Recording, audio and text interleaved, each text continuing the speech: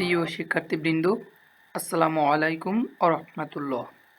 Parts of speech এর part 7 অর্থাৎ কনজাংশনের আজকের ক্লাসে তোমাদের সবাইকে অভিনন্দন। তো চলো কনজাংশন জিনিসটা কি সেটা একটু প্রথমে জেনে নিই। যে শব্দ দুইটি ওয়ার্ড অথবা ফ্রেজ অথবা ক্লজ অথবা সেন্টেন্সকে যুক্ত করে সেটাকেই আমরা বলি কনজাংশন। আমি আরও একবার বলছি, যে শব্দ দুইটি ওয়ার্ড বা শব্দ অথবা ফ্রেজ অথবা ক্লজ অথবা দুইটা সেন্টেন্সকে যুক্ত করে সেই শব্দটাকেই আমরা বলি কনজাংশন। এক্সাম্পলের মাধ্যমে বিষয়টা একটু ক্লিয়ার করি। Tamim and Shakib are two cricketers. Tamim এবং সাকিব দুইজন ক্রিকেটার।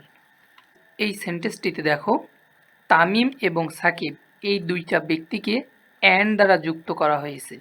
এখানে এই দুইটা শব্দকে যেমন যুক্ত করা হয়েছে, ঠিক তেমনি দুইটা সেন্টেন্স অথবা দুইটা ক্লজকে যুক্ত করা হয়েছে। ঠিক কেমন? আমরা কিন্তু বলতে পারতাম তামিম ইজ এ ক্রিকেটার, আবার আমরা কিন্তু বলতে পারতাম সাকিব ইজ এ ক্রিকেটার। সুতরাং এখানে দুইটা সেন্টেন্স কিন্তু আমরা আলাদা আলাদাভাবে ব্যবহার করতে পারতাম। তো সেই দুইটা সেন্টেন্সকে যুক্ত করেছে এই অ্যান্ড শব্দটি।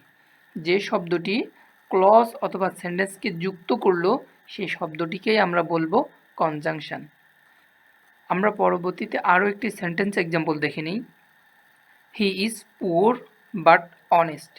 সে গরিব কিন্তু সৎ। এখানে দেখো, আমরা কিন্তু দুইটা সেন্টেন্স বলতে পারতাম আলাদা আলাদা করে। ঠিক কেমনভাবে? হি ইজ পুওর, সে গরিব। আবার আমরা কিন্তু বলতে পারতাম হি ইজ অনেস্ট, সে সৎ। কিন্তু দেখো, এই বাট দ্বারা আমরা পুওর এবং অনেস্ট এই দুইটা শব্দ এবং দুইটা সেন্টেন্স এবং আলাদা আলাদা দুইটা ক্লজকে যুক্ত করেছি। সুতরাং এই যে শব্দটা দুইটা সেন্টেন্সকে যুক্ত করলো সেই শব্দটাকেই আমরা বলবো কনজাংশন। এবার চলো কনজাংশনের প্রকারভেদগুলো একটু জেনে নেওয়া যাক। কনজাংশন প্রধানত তিন প্রকার। এক নম্বরে রয়েছে সাবঅর্ডিনেটিং কনজাংশন, দুই নম্বরে রয়েছে কোঅর্ডিনেটিং কনজাংশন এবং তিন নম্বরে রয়েছে কোরিলেটিভ কনজাংশন। সাবঅর্ডিনেটিং কনজাংশনটা আসলে কি? যে কনজাংশন এক বা একাধিক সাবঅর্ডিনেট ক্লজকে প্রিন্সিপাল ক্লজের সাথে যুক্ত করে।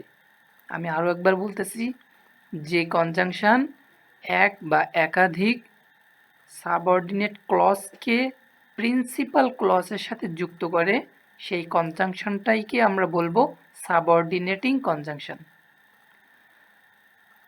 কোঅর্ডিনেটিং কনজাংশন, যে কনজাংশন এক বা একাধিক প্রিন্সিপাল ক্লজকে যুক্ত করে, শুধুমাত্র প্রিন্সিপাল ক্লজকে যুক্ত করে যে কনজাংশন, সেই কনজাংশনকেই আমরা বলবো কোঅর্ডিনেটিং কনজাংশন। এবং তিন নম্বরে রয়েছে কোরিলেটিভ কনজাংশন, যে কনজাংশনগুলি জোড়ায় জোড়ায় বসে, অর্থাৎ যে কনজাংশনগুলি জোড়া জোড়া রয়েছে দুইটা দুইটা, সেই কনজাংশনগুলোকেই আমরা বলবো কোরিলেটিভ কনজাংশন। এক নম্বরে যে কনজাংশনটি ছিল সেটি হচ্ছে সাবঅর্ডিনেটিং কনজাংশন। ইংলিশ গ্রামারে যে সাবঅর্ডিনেটিং কনজাংশনগুলো ব্যবহৃত হয় সেগুলো হচ্ছে if, whether, unless, lest, in case, provided that, when, while, before, after, since, till, until, etc. তুমি একটু কষ্ট করে পড়ে নিও। এখন চলো আমরা সাবঅর্ডিনেটিং কনজাংশনের যে সংজ্ঞাটি ছিল সেটির সাথে সেন্টেন্স এক্সাম্পলটা একটু মিলিয়ে দেখি। হ্যাঁ, সংজ্ঞাটি ছিল যে কনজাংশন এক বা একাধিক সাবঅর্ডিনেট ক্লজকে প্রিন্সিপাল ক্লজের সাথে যুক্ত করে। আসলে সাবঅর্ডিনেটিং ক্লজ এবং প্রিন্সিপাল ক্লজটা কি আমি একটুখানি সংক্ষেপে তোমাদেরকে একটু বলে দিই। সাবঅর্ডিনেটিং ক্লজটি হচ্ছে যে ক্লজ তার অর্থ প্রকাশ করতে অন্য একটি প্রিন্সিপাল ক্লজের উপর নির্ভরশীল, এবং প্রিন্সিপাল ক্লজটি হচ্ছে নিজে নিজেরই উপর নির্ভরশীল। তার অর্থ প্রকাশ করতে অন্য কোনো ক্লজের উপর নির্ভর করতে হয় না। আমরা একটু সেন্টেন্স এক্সাম্পলের মাধ্যমে বিষয়টা আরও একটু ক্লিয়ার হই। ইফ শি কামস, যদি সে আসে, আই উইল গো, আমি যাব। এখানে এই সেন্টেন্সটাতে দেখো দুইটি ক্লজ রয়েছে। প্রথম যে ক্লজটি রয়েছে, আমরা যদি এটা আলাদা করে ভাগ করে ফেলি তাহলে অর্থটি এমন দাঁড়ায়, যদি সে আসে তাহলে কি। এই ক্লজটি কিন্তু তার অর্থ এবং মনের ভাব সম্পূর্ণভাবে প্রকাশ করতে পারে না, একটা প্রশ্ন কিন্তু থেকেই যায়। কিন্তু আমি যদি পরের ক্লজটি বলি, আই উইল গো, আমি যাব, এই ক্লজটি কিন্তু স্বাবলম্বী এবং নিজের অর্থ নিজেই প্রকাশ করতে পারে। সুতরাং এই ক্লজটিকে আমরা বলবো প্রিন্সিপাল ক্লজ এবং এই ক্লজটিকে আমরা বলবো সাবঅর্ডিনেট ক্লজ। এবং এই প্রিন্সিপাল ক্লজ এবং সাবঅর্ডিনেট ক্লজকে যে কনজাংশন যুক্ত করলো, হ্যাঁ ইফ, দেখো এখানে ইফ সাবঅর্ডিনেটিং কনজাংশন, সুতরাং যে কনজাংশনটি এই দুইটা ক্লজকে যুক্ত করলো এটির নামই হয়ে যায় সাবঅর্ডিনেটিং কনজাংশন। 2 নম্বর এক্সাম্পলটা দেখি। আনলেস ইউ স্টাডি মোর, যদি না তুমি অনেক বেশি পড়াশোনা করো, you will not success in life, তুমি জীবনে সফল হতে পারবে না। তাহলে এখানে দেখো আনলেস ইউ স্টাডি মোর, যদি না তুমি অনেক বেশি পড়াশোনা করো, হ্যাঁ এটা subordinating clause. You will not success in life, তুমি জীবনে সফল হতে পারবে না, এটা প্রিন্সিপাল ক্লজ। এই প্রিন্সিপাল ক্লজ এবং সাবঅর্ডিনেটিং ক্লজকে যে কনজাংশন যুক্ত করলো, হ্যাঁ এখানে আনলেস কনজাংশন যুক্ত করেছে, সুতরাং এই কনজাংশনকে আমরা বলবো subordinating conjunction. When I reached the station, যখন আমি স্টেশনে পৌঁছালাম, আই স এ থিপ, আমি একটি চোর দেখেছিলাম। হ্যাঁ দেখো যখন আমি স্টেশনে পৌঁছেছিলাম এটা subordinating clause, I saw a thief এটা প্রিন্সিপাল ক্লজ। তো এই প্রিন্সিপাল ক্লজ এবং সাবঅর্ডিনেটিং ক্লজকে যে কনজাংশন যুক্ত করলো, হ্যাঁ হোয়েন কনজাংশন দ্বারা যুক্ত করা হয়েছে, সুতরাং এই কনজাংশনকেই আমরা বলবো সাবঅর্ডিনেটিং কনজাংশন। 2 নম্বরে রয়েছে কোঅর্ডিনেটিং কনজাংশন। যে কোঅর্ডিনেটিং কনজাংশনগুলো রয়েছে তাদের ভিতরে রয়েছে and, as well as, also, both dot dot and, not only but also, or otherwise ইত্যাদি কনজাংশনগুলো রয়েছে, যেগুলো তুমি একটু কষ্ট করে দেখে নিও। কোঅর্ডিনেটিং কনজাংশনের যে সংজ্ঞাটি ছিল সেটার সাথে আমরা একটু সেন্টেন্স এক্সাম্পল মিলিয়ে নিই। যে কনজাংশন এক বা একাধিক প্রিন্সিপাল ক্লজকে যুক্ত করে সেটা হচ্ছে কোঅর্ডিনেটিং কনজাংশন। প্রিন্সিপাল ক্লজটা কি? যে ক্লজটি তার অর্থ প্রকাশ করার জন্য নিজেই স্বাবলম্বী, অন্য ক্লজের সাহায্যের প্রয়োজন হয় না।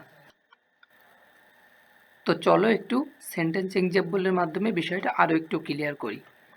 সিমি ওয়ার্ক হার্ড, সিমি কঠোর পরিশ্রম করে। অ্যান্ড, এবং শি গট জিপিএ 5, এবং সে জিপিএ 5 পেয়েছে। এখানে দেখো অ্যান্ড দ্বারা দুইটা ক্লজ যুক্ত করা হয়েছে।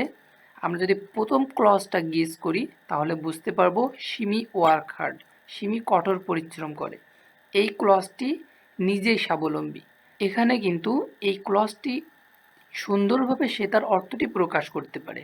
আবার she got GPA 5, say GPA 5 পেয়েছে, এই ক্লজটিও কিন্তু নিজেই নির্ভরশীল, অর্থাৎ তার অর্থ প্রকাশ করতে অন্য ক্লজের উপর নির্ভর করতে হচ্ছে না। সুতরাং দুইটা প্রিন্সিপাল ক্লজ এবং দুইটা প্রিন্সিপাল ক্লজকে যে কনজাংশনটি যুক্ত করলো এটাই হচ্ছে কোঅর্ডিনেটিং কনজাংশন। পরের এক্সাম্পলটি দেখো, বোথ সুমন অ্যান্ড রাবি, তাহলে সুমন এবং রাবি উভয়েই গট জিপিএ 5, তারা দুইজনেই জিপিএ 5 পেয়েছে। এখানে যদি আমরা একটু ভাগ করে ফেলি তাহলে আমরা বলতে পারতাম সুমন গট জিপিএ 5, রাব্বি গট জিপিএ 5। দুইটা ক্লজই কিন্তু অর্থ প্রকাশে স্বাবলম্বী। সুতরাং এখানে যে দুইটা প্রিন্সিপাল ক্লজকে যুক্ত করলো যে কনজাংশন, সেই conjunction both dot dot and, সেটাকে আমরা বলবো কোঅর্ডিনেটিং কনজাংশন। ওয়ার্ক হার্ড, কঠোর পরিশ্রম করো। অর, অথবা you will fail in the exam, তুমি পরীক্ষাতে ফেল করবে। এখানে ওয়ার্ক হার্ড, কঠোর পরিশ্রম করো, অর্থটা কিন্তু যথাযথ। আবার আমরা বলতে পারি you will fail in the exam, হ্যাঁ, তুমি পরীক্ষাতে ফেল করবে, এ কথাটিও তার মনের ভাব সম্পূর্ণভাবে প্রকাশ করে দেয়। দুইটা আলাদাভাবে প্রিন্সিপাল ক্লজ যুক্ত করলো অর কনজাংশন দ্বারা, সুতরাং এটা coordinating conjunction. He is poor but honest, সে গরিব কিন্তু সৎ। হ্যাঁ, হি ইজ পুওর, সে গরিব, প্রিন্সিপাল ক্লজ। আবার আমরা বলতে পারতাম হি ইজ অনেস্ট, সে সৎ। হ্যাঁ, প্রিন্সিপাল ক্লজ যুক্ত করলো বাট কনজাংশন দ্বারা, এই কনজাংশনকে আমরা বলবো কোঅর্ডিনেটিং কনজাংশন।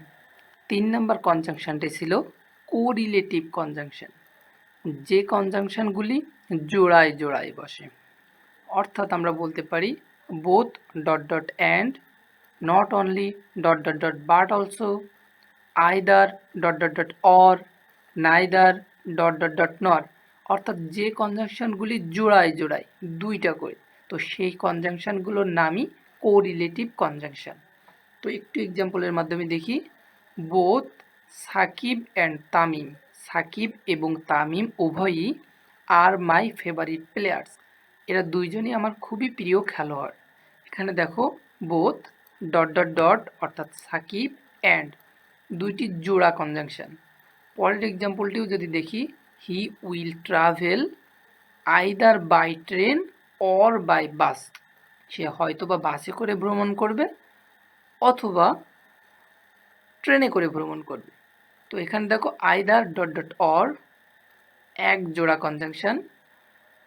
আরও একটি এক্সাম্পলে দেখি, no other boy in the class is as brilliant as he. হ্যাঁ, as dot dot dot as. তো এখানেও আমরা দেখতে পাচ্ছি এক জোড়া কনজাংশন। তো জোড়ায় জোড়ায় যে কনজাংশনগুলো বসে, সেই কনজাংশনগুলোর নামই হয়ে যায় কোরিলেটিভ কনজাংশন। তো কনজাংশনের আজকের ক্লাসটি এতটুকুই। ক্লাসটি ভালো লেগে থাকলে আমার চ্যানেলটি সাবস্ক্রাইব করে আমার সঙ্গেই থাকো এবং আগামী ক্লাস পর্যন্ত সবাই ভালো থাকো, সুস্থ থাকো। আল্লাহ হাফেজ।